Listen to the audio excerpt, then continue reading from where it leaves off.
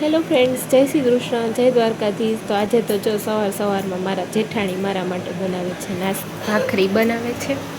ભાખરી બની જાય એટલે આપણે કરી લઈએ ગરમા ગરમ નાસ્તો. ચાલો, અહીંયા દાળ બાફવા મૂકી દીધી છે. મહેમાને આવી ગયા છે અને આ બાજુ ભાત છે 2-3 પાણીથી ધોઈ અને પલાળી દીધા છે. મીના લોટ બાંધે છે.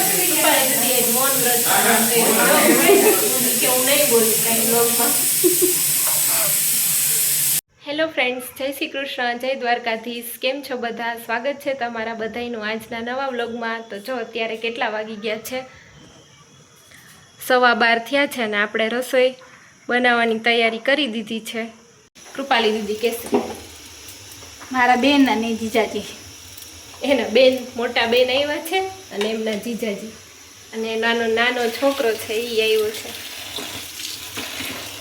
ચાલો, તો અમે જો અત્યારે રસોઈ બનાવી છે. તો જો અહીંયા ભાત બને છે, અહીંયા દાળ મેં વઘારી નાખી છે, પણ ઉપરથી જે વઘાર કરવાનો હોય ને બાકી છે. અને કૃપાલી દીદી ટેસ્ટ કરે છે, મને કહેશે કેવી છે ને. સરસ. અને મમ્મી મહેમાનને લઈને ગયા છે નીચે.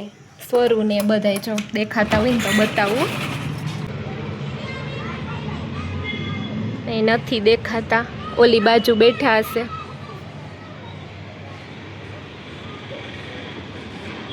સ્વરા ને જો એની ફ્રેન્ડ્સ ને બધાય રમે છે નીચે. તો જો અહીંયા ભાતે બની ગયા છે આપણા. અહીંયા દાળ છે એ બનાવી નાખી છે, હવે વઘાર કરવાનો એક બાકી છે. તો હમણાં થઈ જાય ને પછી આપણે વઘાર કરી નાખી. અને કૃપાલી દીદી અહીંયા સંભારો બનાવવાનો છે, તો મરચાં ને બધું કટ કરે છે. તો આપણે પહેલાં દાળનો વઘાર કરી નાખી. અડધા મહેમાન રોકાય છે અને અડધા જાય છે ને એવું છે.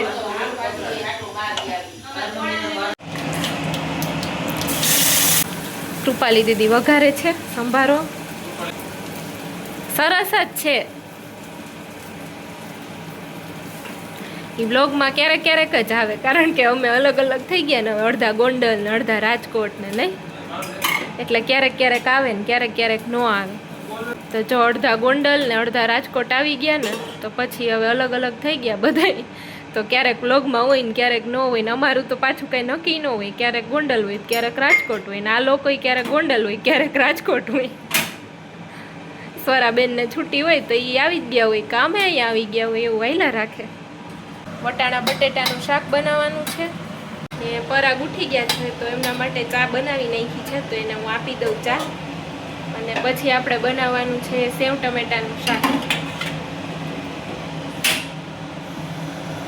ચાલો, તો પહેલાં એને ચા આપી દઉં, પછી વટાણા બટેટાનું શાક વઘારી નાખું અને ત્યાર પછી સેવ ટમેટાનું શાક વઘારી નાખું ને પછી દાળમાં વઘાર કરી નાખું. પછી અમે બે થઈને રોટલી બનાવી નાખશું, તો ફટાફટી બધાને જમવાય આપી દઈશું. તો તમે બધા આગળ જોતા રહેજો. આપણું વટાણા બટેટાનું શાક બની ગયું છે ને આ બાજુ જો મેં સેવ ટમેટાના શાકનો વઘાર પણ કરી નાખ્યો છે.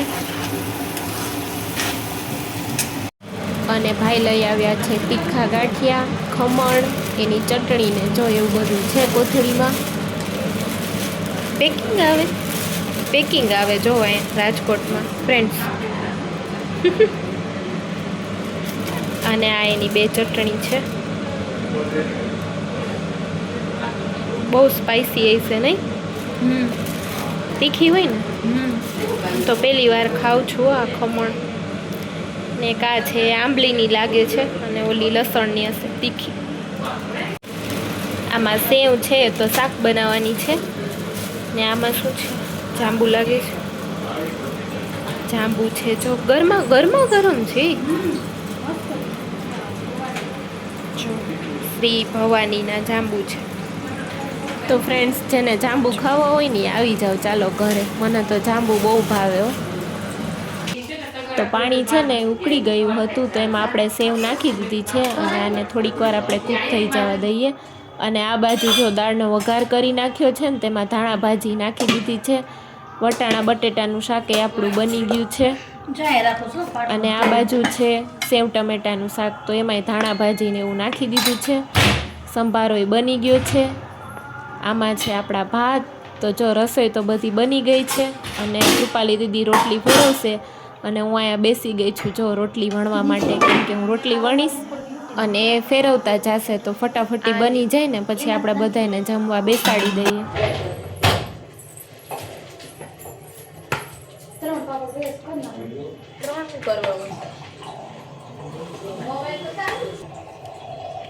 મંગાવવું હોય તો મંગાવી લો, જેમ કરવું હોય. સારું હે એના બે તવી હોય તો મૂકી દો ને, ફટાફટી વણવા માંડો, પોચાય જાય. તમે મૂકી દો, બે બાજુ ગેસ ચાલુ કરી દો, ધીમો ફૂલ કરતા જાજો એટલે બળે નહીં રોટલી. તો જો મમ્મી અહીંયા થાળ પીરસે છે, મહેમાનને આપણે જમવા બેસાડી દઈએ. પપ્પાએ ભાઈએ ને બધાએ જમી લીધું મહેમાને, ને હવે આપણે જમવા બેસી જાય. તો ચાલો બધાએ આવી જાવ જમવા. જમવામાં છે દાળ ભાત રોટલી, વટાણા બટેટાનું શાક, સેવ ટમેટાનું શાક, ખમણ, એની જો ચટણી, સંભારો. આવી જાવ બધા જમવા. ચાલો તો આપણે ઘરે જવા માટે નીકળી ગયા છીએ. સ્વરા તુંય આવસ? જો ગાડીમાં સામાન ને બધું રાખી દીધું છે, હવે જવાનું છે આપણે ઘરે. બરા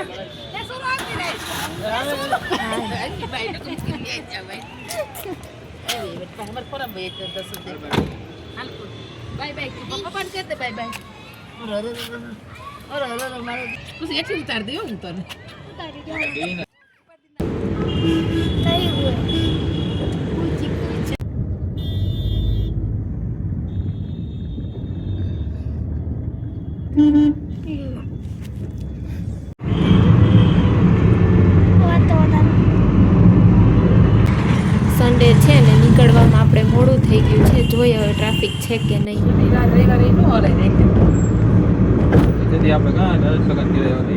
હા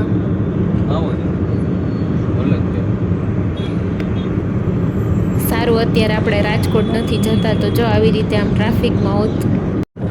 અને આ બાજુ જોઈ લ્યો સનસેટ, ડૂબતો સૂરજ. કહેવાય ને કે ડૂબતો સૂરજ જ એવું કહીને જાય છે કે આ અંત નથી, બસ આવતીકાલની તૈયારી છે. તો જોઈ લ્યો, છે ને એક નંબર. અને આ જો ગાડીઓની લાઈન છે હો, તમે જોજો ક્યાં સુધી છે ને ટ્રાફિક, કારણ કે દૂર સુધી તો આમ ફોન ને એટલો બધો દૂર જાય ને એટલે તમે લાઈનમાં જો ક્યાં સુધી છે ને ટ્રાફિક. અને આ ગાડી છે ને સાવ બંધ જ છે, ધીમે ધીમે ચાલે છે જો, એટલો ટ્રાફિક છે. રાજકોટથી આપણે બહાર જ્યારે નીકળ્યા ને ત્યારથી અહીંયા સુધીમાં થોડીક વાર ટ્રાફિક, તો થોડીક વાર ધીમે ધીમે વાહન ચાલતા હોય. તો જો અહીંયા તો સાવ બંધ જ છે. ચાલો શિયાળો છે તો જો વહેલું અંધારું થઈ જાય છે. તો અત્યારે વાગી ગયા છે 6 અને આપણે ગોંડલ પહોંચી ગયા છીએ. આપણે તો એ જો ટ્રાફિકના રૂલ્સ ફોલો નહીં કરવાના હો ગોંડલમાં. સિગ્નલ કાંઈ હોય નહીં ને રેડ લાઇટ ગ્રીન લાઇટ કાંઈ આપણે જોવાની નહીં ને નીકળી જાય આપણી ગાડી ગમે ત્યાંથી. આપણે આવી ગયા છીએ રાજકોટથી, બહુ થાકી ગયા આજે તો અત્યારે વાગી ગયા છે 7 અને હું જાઉં છું નીચે, કેમ કે રસોઈને આપણે બધું બનાવી નાખી. જમવામાં હજી કોઈને પૂછ્યું નથી શું બનાવવાનું છે ને, એ નીચે જઈને રસોઈને એવું બધું આપણે બનાવી નાખી.